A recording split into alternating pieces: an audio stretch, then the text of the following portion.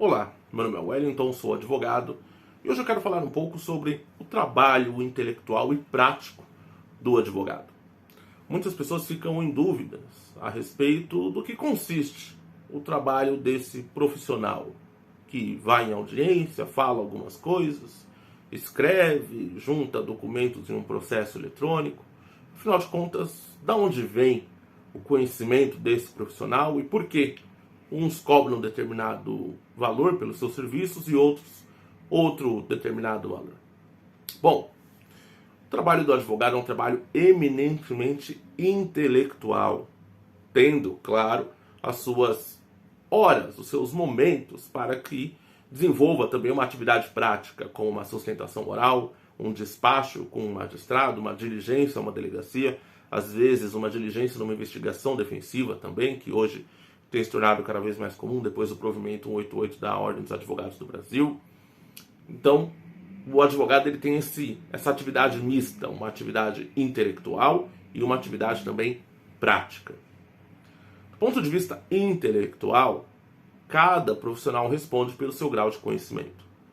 Portanto, não é incomum que às vezes o cliente consulte um advogado e tenha determinada opinião jurídica, consulte outro advogado e tem uma outra opinião jurídica, e aí ele fica, nossa, mas o que está certo dentro dessas opiniões?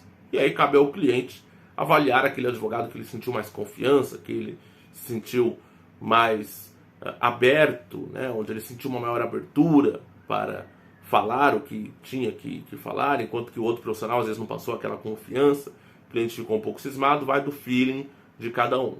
Mas o que vai determinar a postura do advogado, a sua confiança, a sua intrepidez naquilo que ele está dizendo, é o seu grau de conhecimento.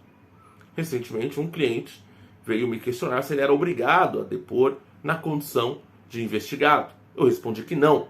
Ele disse, olha, mas eu consultei um advogado e ele disse que eu tinha que ir, que eu era obrigado a ir. E aí eu tive que responder, olha, eu só respondo pelo meu conhecimento, eu não posso responder pelo conhecimento dos outros.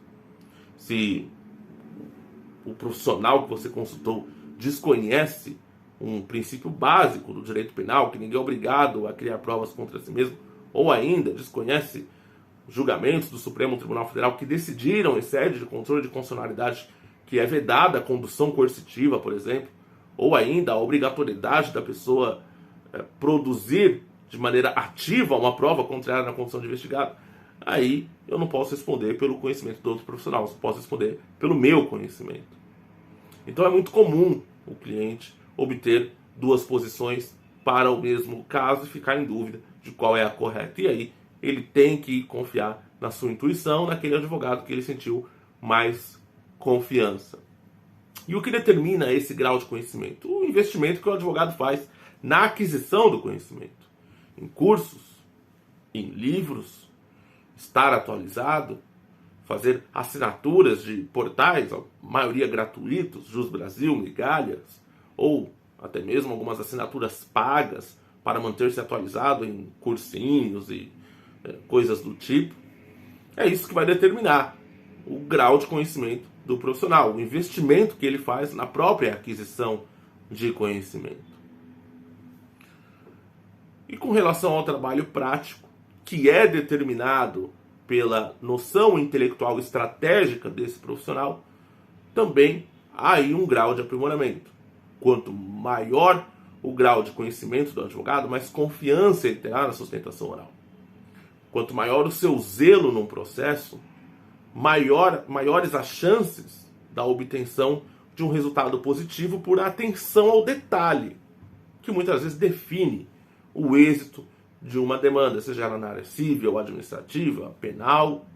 É o detalhe e a perspicácia desse advogado em atenção ao detalhe que faz com que o êxito venha, o sucesso venha e o direito do cliente seja preservado. De modo que essa atividade intelectual ela demanda tempo, ela demanda humildade intelectual em sempre duvidar daquilo que se sabe, de modo a querer buscar o máximo de certeza e, com relação ao processo, o máximo de previsibilidade em relação aos agentes processuais, ao juiz, como o juiz decide, como o promotor pensa, se essa prova ela é forte, ela é robusta, ela gera um grau de convencimento satisfatório para que você venha buscar aquele direito ou não. Essas questões práticas também vão depender do grau de conhecimento do advogado. Portanto, uma das formas de se avaliar esse profissional de maneira objetiva é o seu currículo. É acessar o site ou o que quer que seja e avaliar se há ali uma especialização, se há ali um enfoque em determinado aspecto, em determinada área de conhecimento do direito e, se possível, buscar referências no Google ou pessoas, né, o bom e velho boca a boca, e também causas que tenham repercussão nacional, que às vezes saiam aí em órgãos de imprensa, além da imprensa especializada também, que é muito importante. Portanto, é isso que é o trabalho do advogado, é esse trabalho intelectual, é esse trabalho prático, é esse empenho diário na melhoria constante do seu conhecimento. Acho que esclareceu um pouco também por que determinado profissional cobra X, determinado profissional cobra Y. Provavelmente, o profissional que sabe que o cliente não é obrigado a ir depor na condição de investigado vai cobrar mais, porque ele sabe mais. E a probabilidade desse profissional oferecer um resultado mais satisfatório, um resultado melhor, ela é mais alta do que aquele profissional que não sabe e que pode muito bem colocar o próprio cliente numa enrascada.